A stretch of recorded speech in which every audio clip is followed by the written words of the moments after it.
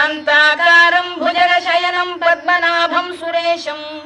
विश्वाधारं गगनसदृशं मेघवर्णं शुभांगं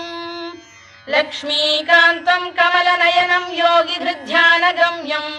वन्दे विष्णुं भवभयहरं सर्वलोकैकनाथं मेघश्यामं पीतकौशेयवासं श्रीवत्साङ्कं कौस्तुभोद्भासिताङ्गं पुण्योपेतं पुण्डरीकायताक्षं विष्णुं वन्दे सर्वलोकैकनाथं नमः समस्तभूतानामादिभूताय भूभृते